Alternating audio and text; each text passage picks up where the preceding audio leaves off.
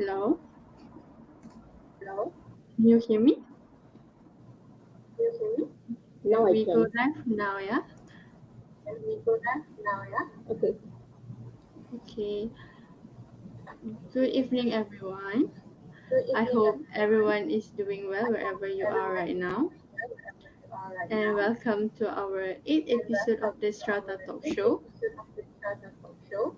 My name is Farah, and I My will name be is your Sara. host for I will today's be Strata your Talk host Show. for today's Strata Talk Show. This talk show is brought to you by This Excel talk Academy show is of brought Real to you by Estate. Academy If of you want Real to watch our last If you want episode, to you watch can our watch it last on our episode, YouTube you watch channel it that on is our Excel YouTube channel Academy. that is And don't Excel forget to Academy. like Don't and forget to share like our and Facebook page share by Excel our Academy Facebook of page Real Estate. at the Academy of Real Estate. Alright, Miss Saraswati Alright. Shirke This Deo will be our guest speaker for will be tonight's talk our show. guest speaker for For tonight's talk today's show. episode, For we will the talk about the duties of we will talk management about committee the duties of members and how management to avoid committee personal and how to liability. avoid personal Guys, liability. if you have any Right? question If regarding you this have any topic, questions feel free regarding to this type topic, your question feel in the free to Facebook type your comment box question in below. the Facebook comment box Hopefully, below.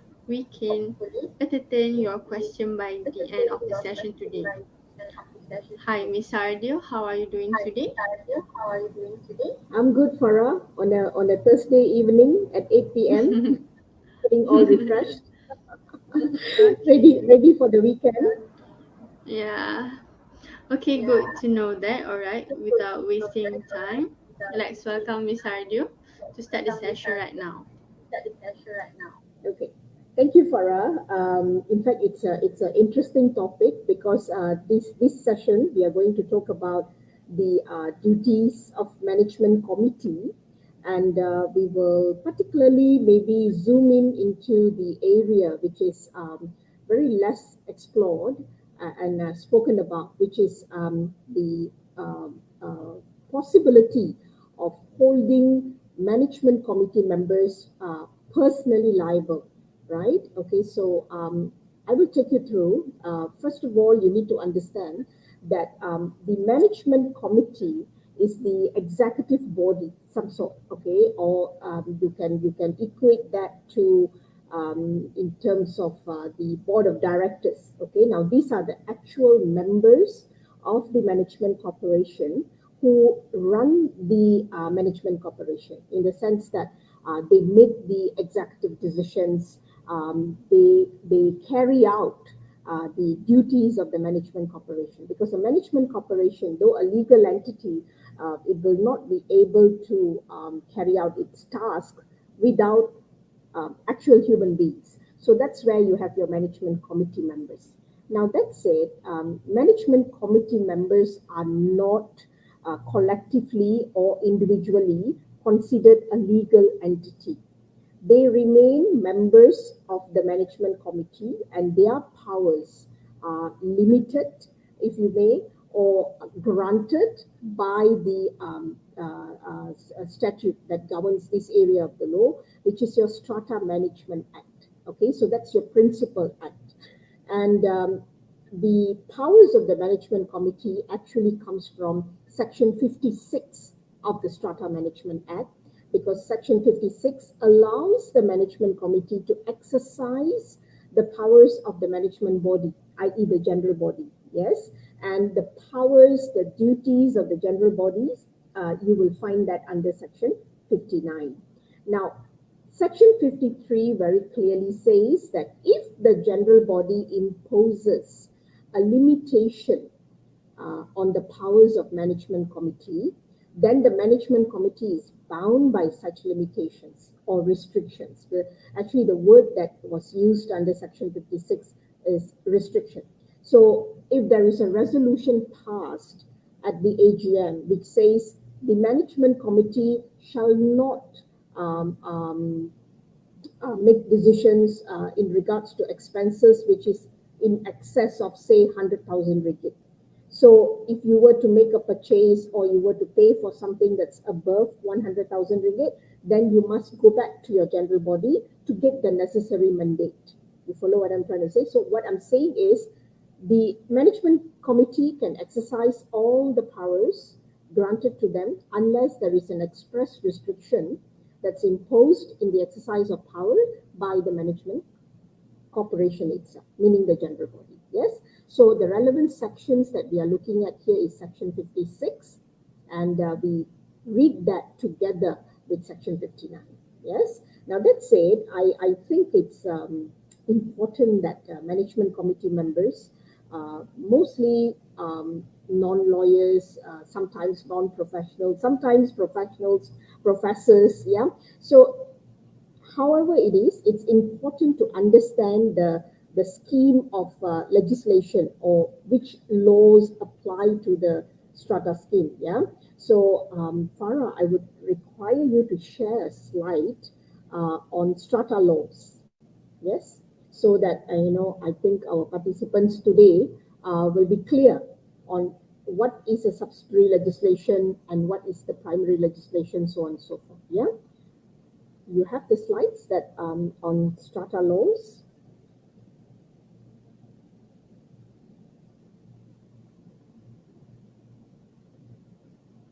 Brilliant. Okay. If we can make that slightly bigger. Okay. Perfect. All right.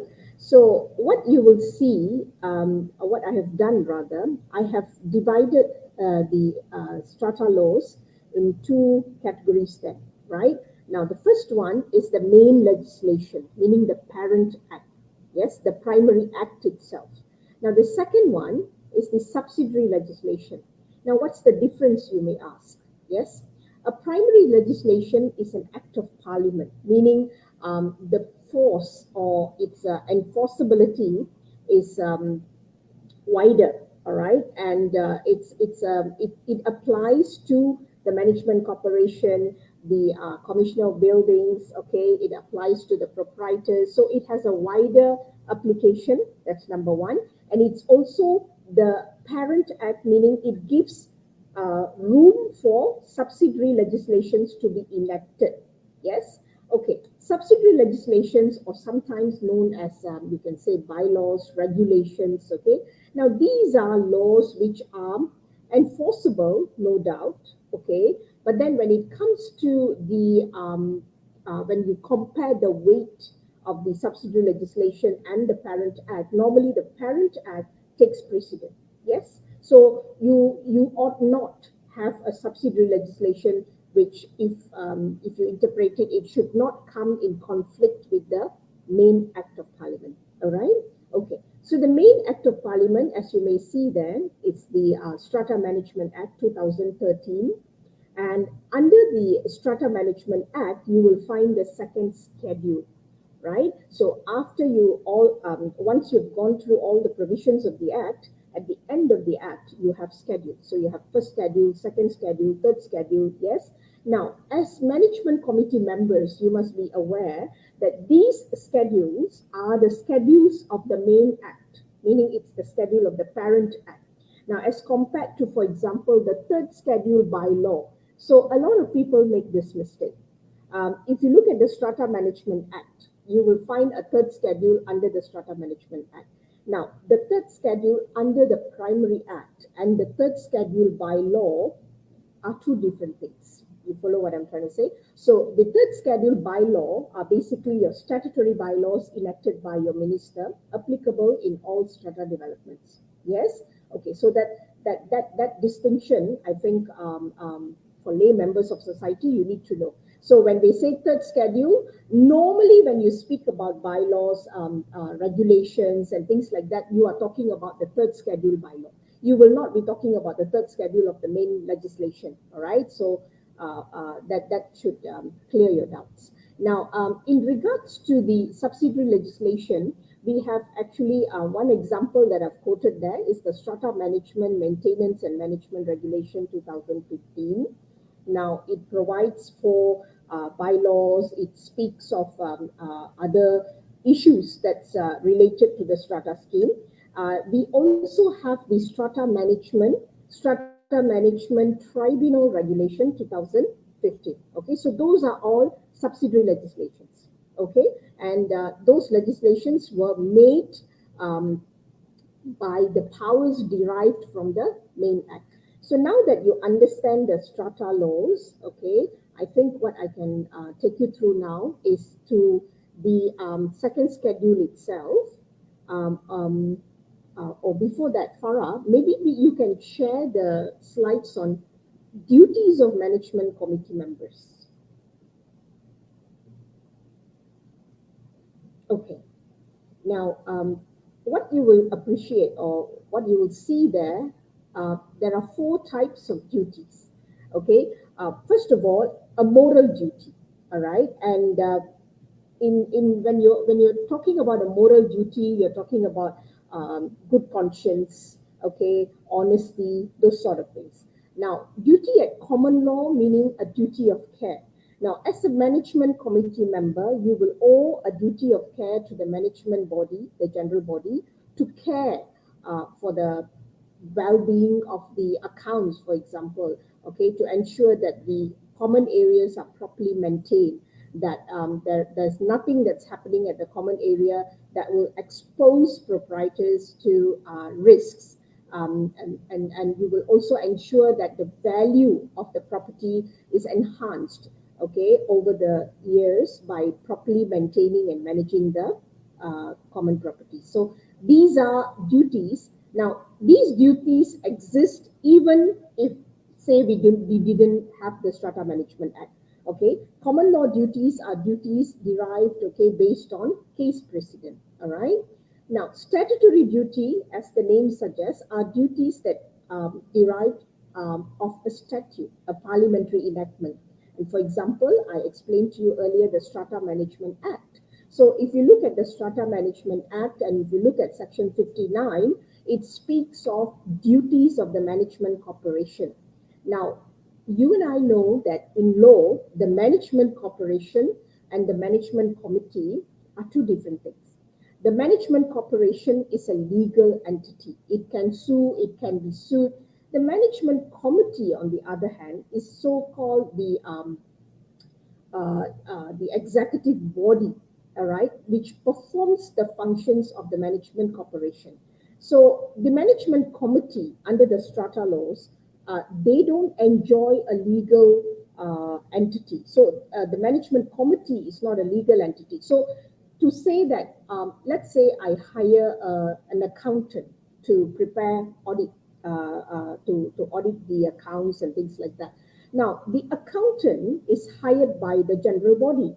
The management committee member cannot say that, oh, you work for us, okay, we hired you, because legally speaking, the management committee cannot enter into any contracts, okay, as a management committee, because they are not an entity. They are not a business entity, neither are they an entity, a legal entity under the strata laws, okay? So only the management corporation is, right? So statutory duties imposed on the management corporation will be performed by the management committee, will be assumed by the management committee, and will be carried out by the management committee, okay?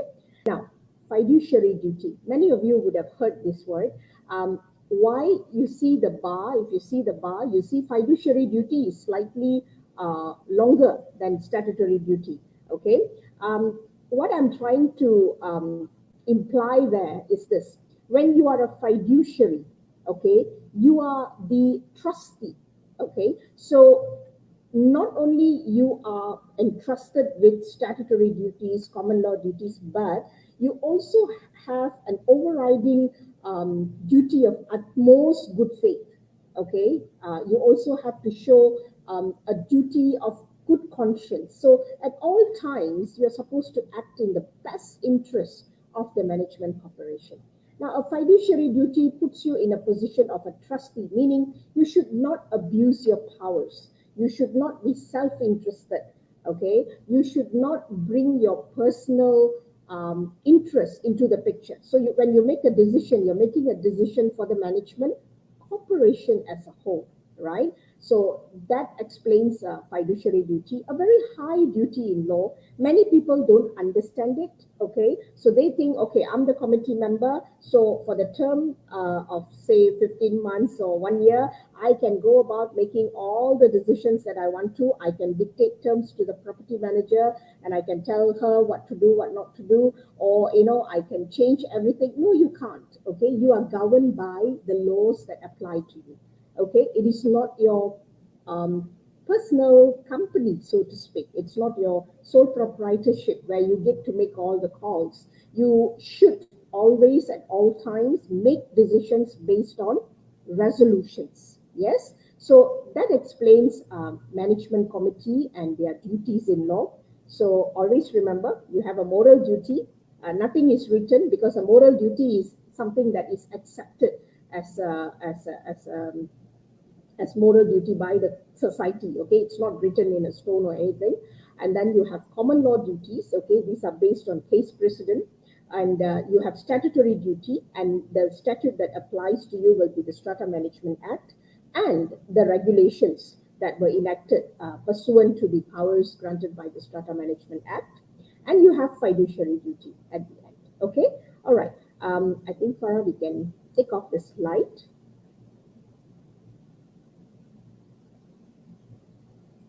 Okay, you have an introduction of management committee and management corporation. Do you have any questions for me to take further our theme today?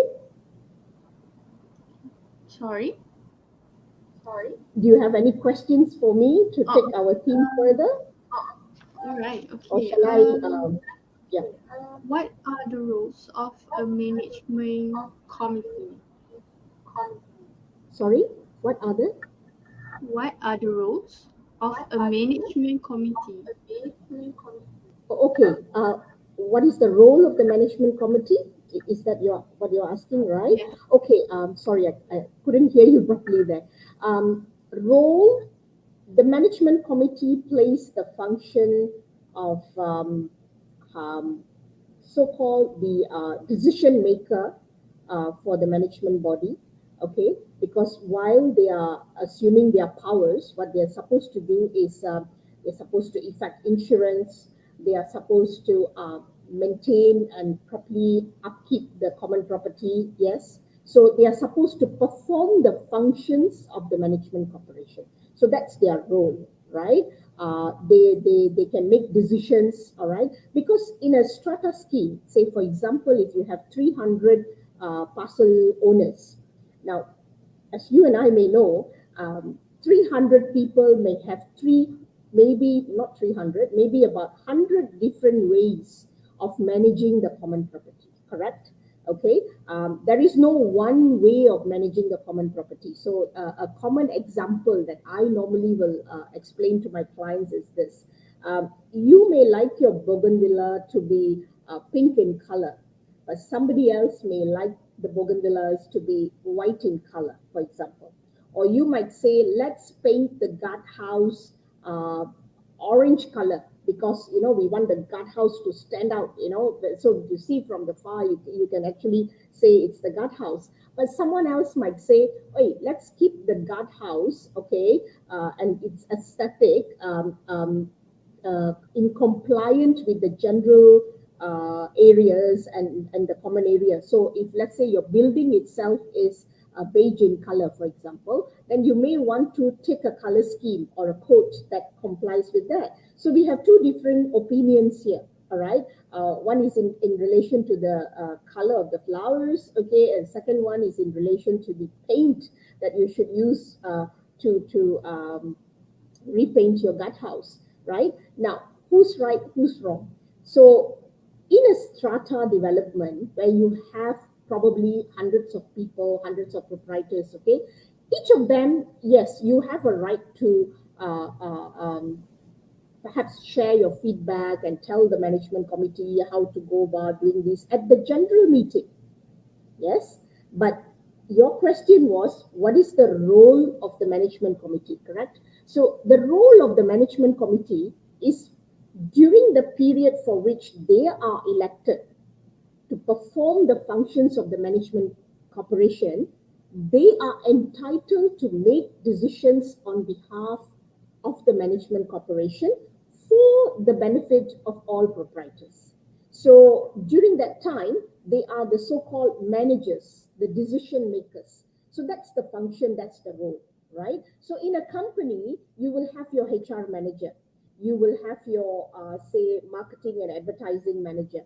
Now, you may be a shareholder, you may be a stakeholder, so forth, okay? But you don't get to make the executive decisions, the managerial decisions, all right, until and unless you become the manager. So the role of the management committee there is to take into consideration, okay, various factors. Now, normally, say, if they want to hire someone to paint the building, so they're supposed to get quotes, okay, from people who can perform the job, and then they're supposed to compare the quotes and see whether the contractor has the necessary skills to carry out the work, and then they're supposed to compare the price and see whether the budget of the management corporation allows it, and then they're supposed to make a decision collectively, right? So no one chairman can come and say control a committee, or a chairman cannot say, I'm the chairman, so I'm going to do this, and I want all of you to support me because I'm the chairman. It doesn't work that way. It is not a one-man show kind of a thing. It's always a collective decision-making body, all right? And that is your management committee. I hope that answers your question, because it's very important, because a lot of people feel that what does the management committee actually do? What are these people? Why are they being elected every year? Now, they are being elected to act for the management corporation. So they will make the decision whether they want to paint the building, whether they want to, retar the roads, yes, maybe carry out some other repair works and things like that. So they call the shots, so to speak, all right? And in doing that, they need to adhere to the duties that I mentioned to you earlier, Farah. You remember your common law duty, your moral duty, your statutory duty. So in carrying out the function, you are supposed to comply with the requirements of the law, right? Okay, I hope that answers the question. So that's the role, all right? The decision-making role, an executive role, a role of performing the functions of the management corporation. Okay. All right. Okay, so my next question is that, is a committee a legal entity? You mean the management committee, right? Yeah. Yes. Okay, no, it is not. The management committee is not a legal entity. Therefore, the management committee on its own cannot sue in its name, and it cannot be sued as an entity. All right. That's why the theme of our discussion today is whether management committee members can be personally liable. Right? Why personally liable? It's because if the management committee itself is not a legal entity that can be sued, then the individual members of the management committee can be cited. Okay? All right. Okay, thank you for that. So my next question is, are committee members personally liable for debts of the management body? Um, Personally liable for the debts of the management body? No. Okay, a simple answer will be no, because the debts are owed to the management body, all right, by the proprietors. So if the proprietors are not servicing meaning they're not paying their service charges and making contribution to the sinking fund, then that debt is owed to the management corporation. Because in law, if you look at Section 17 of the Strata Titles Act, all right, a management corporation comes into place the moment a book of register is opened and things like that. So that management body, okay, is a legal entity, not the management committee. Okay, and although management committee members can be personally sued, they cannot be made liable for the debts owed to the management corporation. You follow what I'm trying to say? So if I don't pay my maintenance fees, for example, the management committee members individually cannot sue me, it is the management corporation which will sue me and claim the outstanding charges. And at the same time, I cannot go and pay individual management committee members because the debt is not owed to them individually. It's owed to the body. All right. And the money goes into the common funds, okay, normally under the maintenance account. Right? All right. Okay.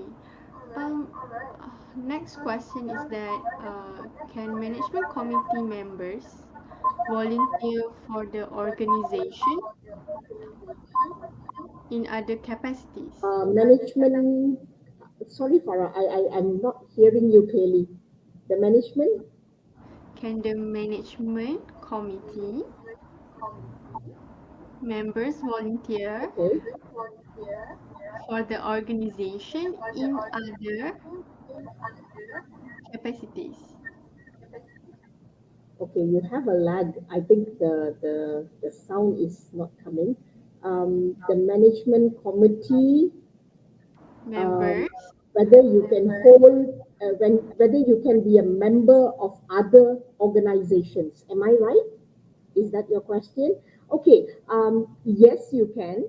All right. Because just because you are a management committee member, there is no bar, meaning there is no limitation in law for you to hold other posts. Like, for example, you can participate in a society. All right. You can be a member of another what do you call this? Another um, management corporation as well, because if you look at the Strata Management Act, it doesn't say that if you sit as a management committee member in one condominium, then you cannot be a management committee member in another condominium. It doesn't say that outright, okay? But you remember I said the duties of management committee.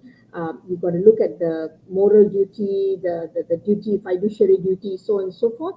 So in situations like that, right? If let's say you are holding too many positions in so many condominiums, then it's only logical to think that you are not able to perform your functions fully because you already allocated your time and effort to one condo, right? So you can't be expected to perform optimally, okay, if you are sitting in too many condos. Now that said, I have had members of my management committee sit in the management committee of say two condominiums. That's fine because there is no outright statutory prohibition, right? Sometimes you will have garis panduans and you will have guidelines and all that, but those are not enforceable, so to speak, strictly in a court of law. Okay, All that right, answers the okay. question, Farah? Okay. For the next question is that can the management, is it clear?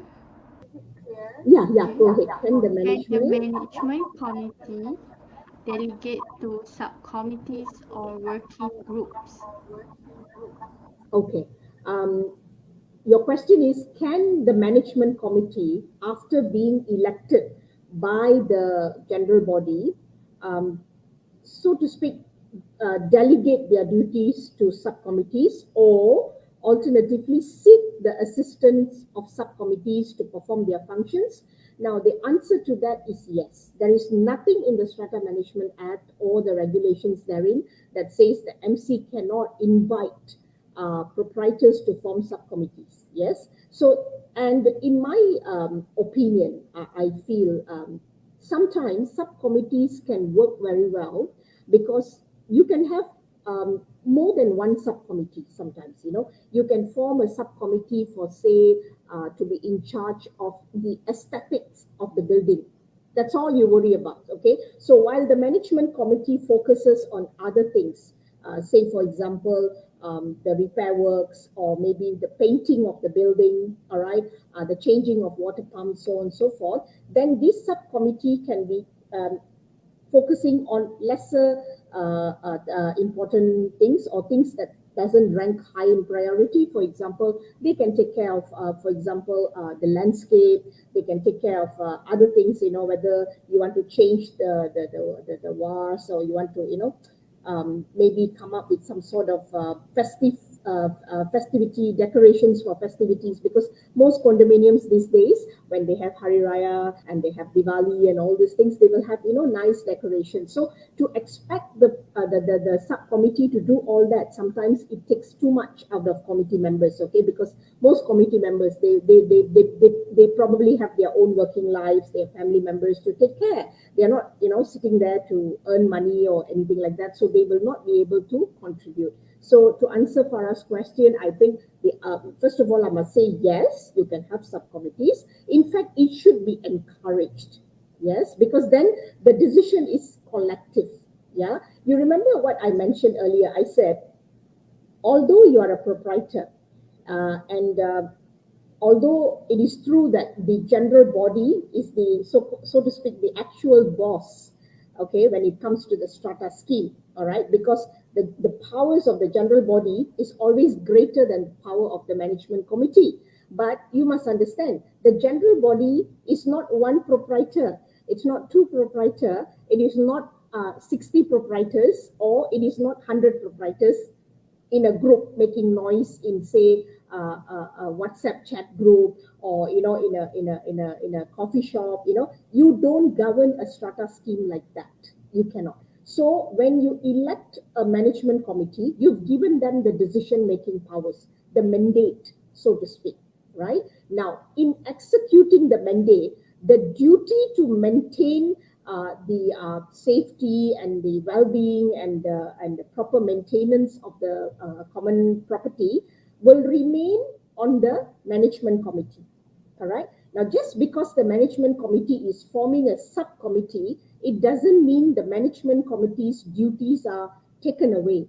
Right. A subcommittee is there to assist the management committee. But should something go wrong, the liability will still be on the main management committee. You follow what I'm trying to say? Because the subcommittee is there to assist, to make proposals, to assist you. So the management committee makes the resolution in the MC meeting, and then the resolution is written. So that resolution is now communicated to the subcommittee for the subcommittee to assist the management committee. So it is somewhat, you can say, like a delegated function, right? You can delegate the functions, but you cannot delegate the liability. That I must emphasize, because just because you see, okay, I give you a simple example. Yeah, if I'm a parent of a child, I hire a helper to take care of my child. Now, should something happen to my child, the ultimate responsibility to care for the safety, the well-being of my child remains with me, because these duties are non-delegable duty. So that's my parental duties. I cannot say, oh, I hired a maid, so therefore, for that period of time, I'm no longer going to exercise my duties as a mother, or I'm no longer responsible as a mother because somebody else is taking care. So it doesn't work that way, right? So similarly, just because we have a subcommittee, it doesn't mean that the subcommittee absorbs the main committee's liabilities, okay? They can assist the main committee, but the main committee remains liable throughout, right? And in my opinion, we can form plenty of subcommittees, yeah, to make decisions, because sometimes, okay, the reason being, I say this, Farah, and I say this in you will appreciate that in a management committee, right? Sometimes you will find that it's when one person says something, everybody just agrees to it, okay? Because they are too lazy to make decisions on their own, right? So they kind of like, okay, de facto, everything, whatever is said, okay, whatever the chairman says, we all say yes, just to please the chairperson or the chairman or whoever, or the secretary, for example. Now, in situations like that, sometimes the decision making becomes a one-man or one-person show, which is very, very injurious to the strata scheme. So having a subcommittee is sometimes like a watchdog, okay? Because the subcommittee, although the subcommittee doesn't have powers to override the main committee, the subcommittee can say, hello, main committee, maybe you should consider this, maybe you should consider that. So it is an easier way to get the information or rather the discussion collective. Yes, but then I must tell you, even if the subcommittee can propose such changes to the main committee, the subcommittee cannot override, just as the individual proprietors, because the duties of the management committee members are owed to the management corporation collectively, never to individual proprietors. Okay. So, I think I needed to answer that in a very lengthy way, because sometimes you need to understand delegation of powers and delegation of functions are two different things. And delegation of, you cannot delegate your liability. That's another thing that you must take into consideration. Yes? Okay. All right, very well Shall I take a explained. question from, our participant today? Yeah, sure, you can. I You can have choose the a, question. sure, can I? Okay, I see a question from Miss Ting Feng. Her question is, can the management committee delegate to the subcommittee or working groups? Oh, okay, we've answered that question, Miss Ting Feng. Sorry, Farah. So you can ask me the next question. This is the question from Tingfa. Uh-huh. How you deal with a difficult committee member? How do you deal with a difficult committee member? Oh dear. Okay. Um, Firstly, I think what we need to understand is, in any organization, whether it's a company or a firm, or if it's a society, or if it's a management committee, um, there's always this problem with people. People problem exists everywhere, right? Because you will always have a strong-headed person who wants to dominate, okay, or at all costs probably wants to disapprove everybody else, and always propose that we should listen to one person. Now, generally speaking, these sort of people, they should hold back a little bit. I think they should self-govern a little bit, okay? And always bear in mind that this is not your, well, while it is your investment, it is not your personal company. I always say that. It is not your sole proprietorship where you get to make that kind of decisions. So the decision-making process in a strata development should always be a collective decision. Now, I say collective, but that doesn't mean collectively all proprietors. No, collectively amongst all MC members. Okay. Now, the problem starts when one MC member becomes a rogue or becomes a difficult MC member. That's, I think, TF Tan is asking us that question. How do you deal with that? Now, it's a question of how difficult is the degree of difficulty. If it interferes with the functions of the management committee itself, then we can actually perhaps the management committee members can have a meeting and resolve the matter. Always start by talking, yes? But sometimes you will have a situation where they will shun you. They will not talk to you. They will shut you off, okay? You call them, they won't answer. And then you ask them to convene a meeting. They wouldn't want to convene a meeting, okay? So if it's just one difficult member, it's easier. What if you have two difficult members and the other three members are finding it hard to actually carry out their functions? How do you go about it? How do you deal with it? I think that's the question that is put to us today.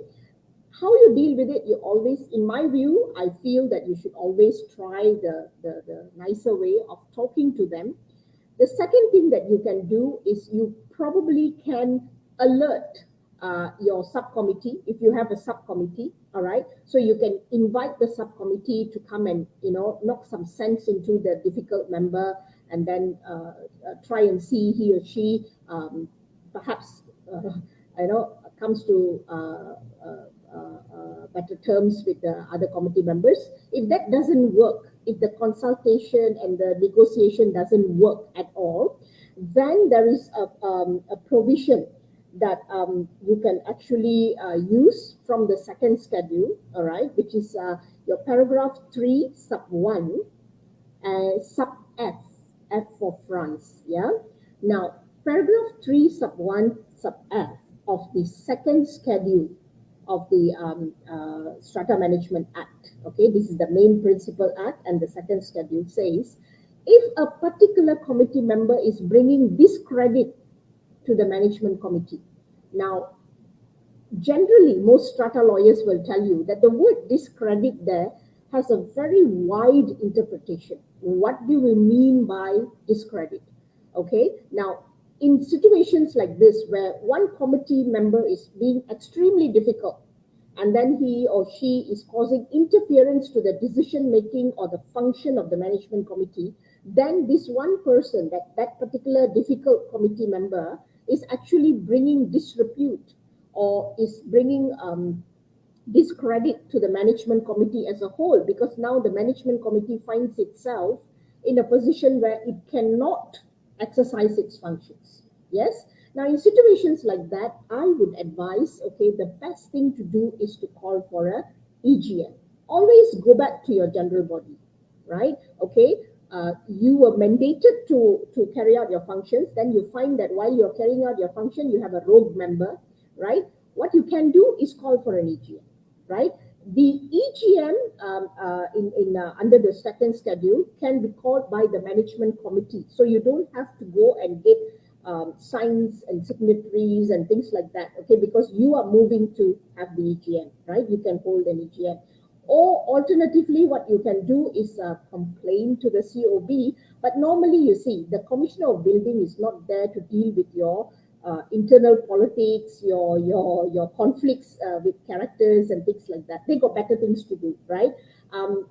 So while some of the Commissioner of Buildings may want to just advise you, maybe they will send you a letter, a generic letter to ask you, okay, please provide feedback within 14 days, and then you will provide a feedback. But the management committee member cannot be removed by the COB. The COB doesn't have any such powers unless and until you've committed a crime, you became a bankrupt or something like that. Then they can decisively say, okay, you do no longer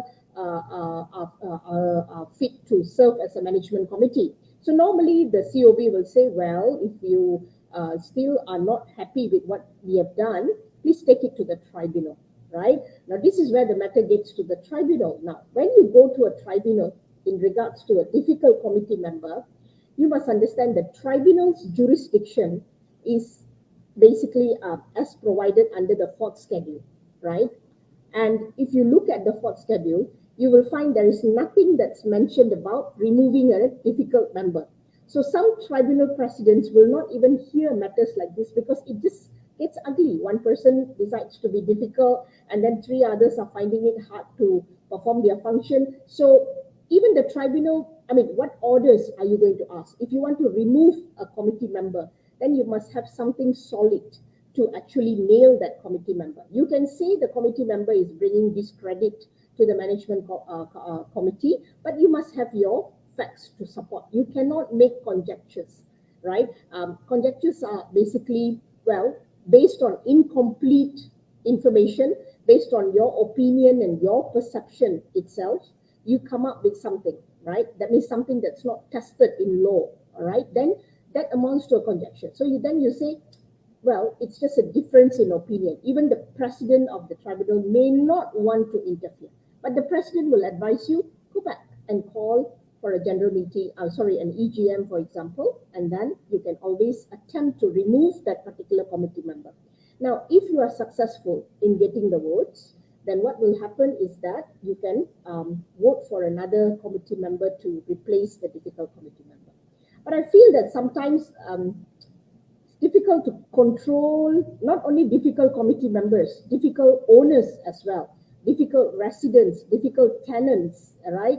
And sometimes you will have owners who are not living in the property, they're living overseas, all right? And they don't know what's happening, how much money is left in the condo accounts. Then they come back from their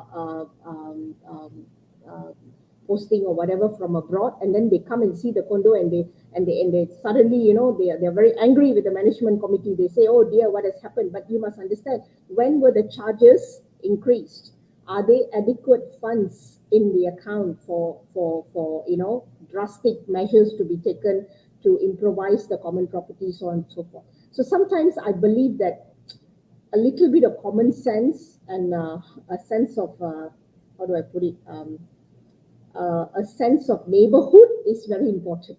Okay, so to answer TF Tan's question, I think always start by talking.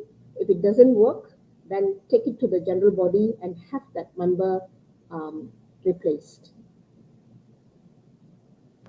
All right, okay. Do you want to choose another question? Yeah. Do you have any questions? Any more questions, or shall we start taking questions from participants? Okay, I will say, okay. When are the management committee members allowed to take allowances? Allowances. Okay. So we'll not take this question by Ting Fang. We go to allowances. Now, the Strata Management Act makes a provision, and it is Section 50, all right, sub 3, sub L, which states that management committee members may, all right, it's not a mandatory provision, but it says may take allowances or other expenses. Other expenses are expenses such as incurred expenses. Like, say, for example, you went somewhere, you went to the PTG, you needed to photocopy, so you extended your own money, so you want to reclaim what you have paid for, or you want to pay for your transportation to go to the tribunal, for example, okay, because you're going on behalf of the management corporation. It is not fair to expect management committee members to pay out of pocket. So in situations like that, some committees, what they do is they claim out of petty cash. So it doesn't come, it is not seen as expenses incurred, so to speak. Sometimes it is expenses, additional expenses that the management committee member have to incur in carrying out their job. All right, as a committee member, nothing else, right? Now, in situations like that, what you need to do is you need to ensure that whatever you are claiming, all right, must be approved by the, not approved, okay, whatever you are claiming, the rate, meaning the amount that you are claiming, all right, must be approved or set by the Commissioner of Building. Now, the Strata Management Act doesn't provide guideline on how the Commissioner of Building will set the rates. Okay. Now, some Commissioner of Building, what they do is they ask for the audited accounts, for example, and they want to see the monthly accounts, because if the management committee, the management corporation does not have enough funds, then it doesn't make sense for the MC members to be paying themselves, right? It should have been a voluntary job. So what they need to do is they go to the Commissioner of Building, get the rates approved. Then once the rate is approved, okay, they come back and write a check for themselves. All right. So those are the situations where it's not a situation, rather, it is the process that you need to go through before you can take allowances, right? So how you would generally normally start is that you will put the idea about allowances to the management committee and make sure that all other committee members are okay with it.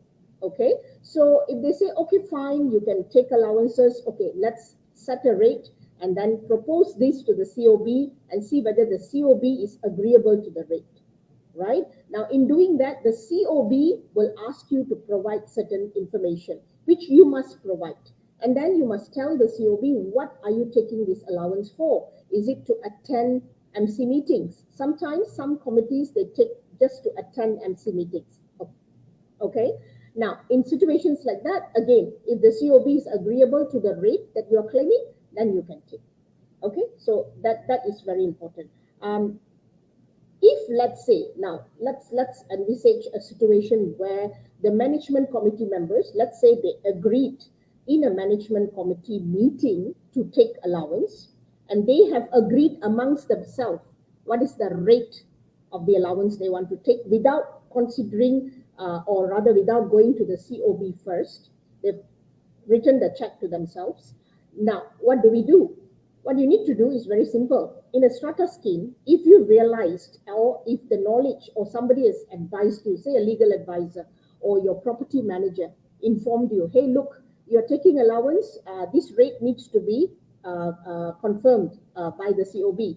So what you should do is then go to the COB and tell the COB, look, I've taken this amount of rates, okay, is it allowed or not allowed? So if the COB says, no, it's not allowed, I cannot allow this amount, maybe I can give you 20 ringgit, but I can't allow you 100 ringgit, yeah? If that's the case, then you return back the money back to the maintenance account, because that money now has to go back to the maintenance account because it is not justified for you to take the allowance, all right? Very simple, all right? And do you need the general body, the AGM approval to take allowances?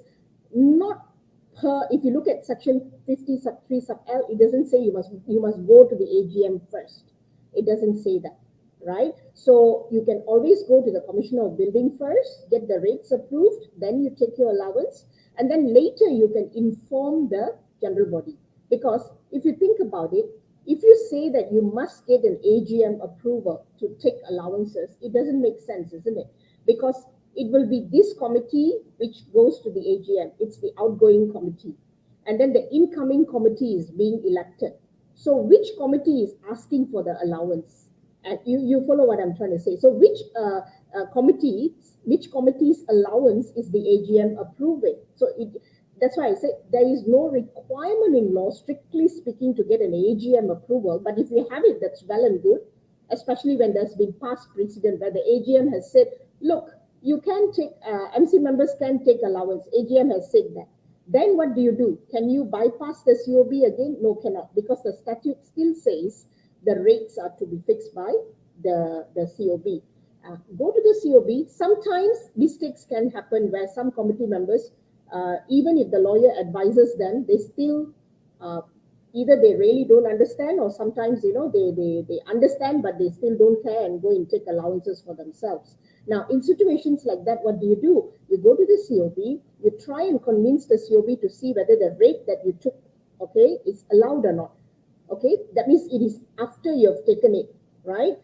Not to, strictly speaking, it shouldn't have been like that. But if you realize it has been done that way, go to the COB, try to convince the COB and see whether you can take that allowance. All right. If the COB still says no, it's not justified because accounts are in deficit, or we don't have enough funds, you don't have enough funds in your maintenance account, what do?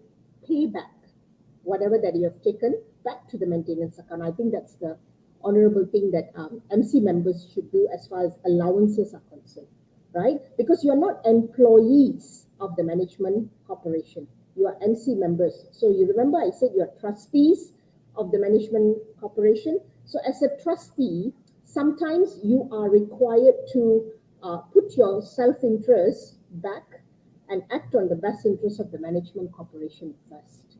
Yes? I hope that answers the question.